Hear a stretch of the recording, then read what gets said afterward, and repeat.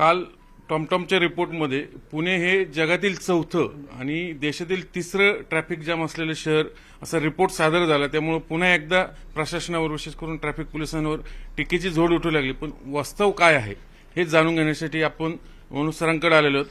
पुणे शहराचं सगळं traffic jam दुरुस्त करण्यासाठी त्यांनी अनेक उपाययोजना केलेल्या आहेत. एफसी रोड असेल, जंगली महाराज रोड, हे एकेरी वाहतूक करताना अनेक विरोध झाला, पण आज त्याचे फायदे सगळ्या पुणेकरांना दिसत आहे. म्हणून सर हे आकडेवारी काय आहे, खरं काय? नाही, या आकडेवारीतून आपण जाऊ नका. एक सगळ्यात पॉझिटिव्ह गोष्ट म्हणजे आपण जर बघितलं असेल, इतर जेवढी शहरं आहेत या सर्व शहरांमध्ये जो ट्रॅव्हलला लागणारा टाइम आहे तो वाढलेला आहे. आणि पुण्यामध्ये जर तुम्ही तोच रिपोर्ट बघितला तर त्याच्यामध्ये कमी झालेले आहे. याच्याशिवाय मागच्या वर्षी साधारण 110 तास 110-1.5 तास लागत होते असा त्यांचा कॅल्क्युलेशन आहे की कंजेशनमध्ये एवढा टाइम लागत होता.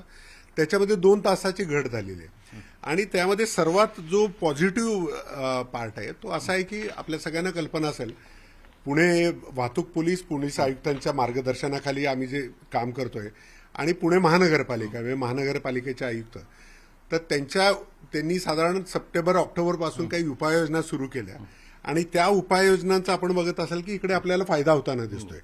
म्हणजे याच्या संदर्भात नंतर येईल आपली ट्रॅफिक जाम. एक्झॅक्टली मला असं वाटतंय, तुम्ही हे सगळे चार्ट जर बघितले तर साधारण सप्टेंबरपर्यंत हे सगळे वाढणारे होते पुण्यातला.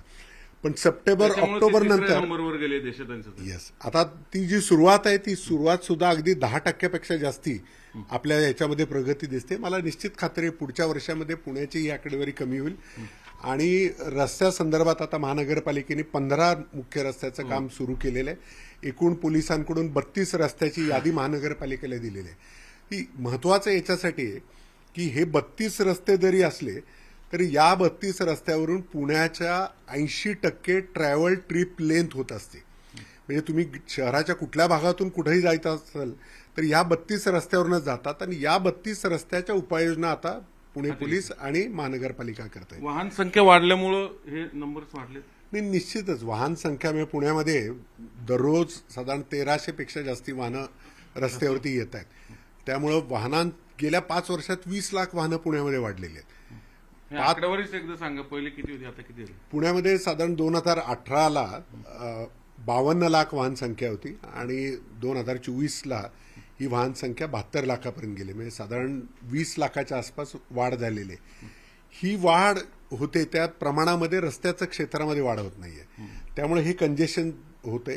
पण आम्हाला अजूनही विश्वास आहे की हे जरी होत असेल तरी सुद्धा महानगरपालिका आणि वाहतूक पोलिसांनी व्यवस्थित काम केलं तर निश्चितच नागरिकांना जे वारंवार होणार आहेत, आपण जर बघितलं असेल कंजेशन लेवल सुद्धा पुण्यातल्या कमी व्हायला लागलेल्या आहेत टॉमटॉमच्या डेटाप्रमाणे सुद्धा.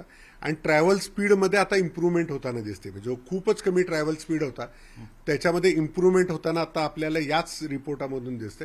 त्यामुळं निराश होण्याचं कारण नाही, निश्चितच प्रगतीवरून चौथ्यावर कसं काय उडी मारली जगात?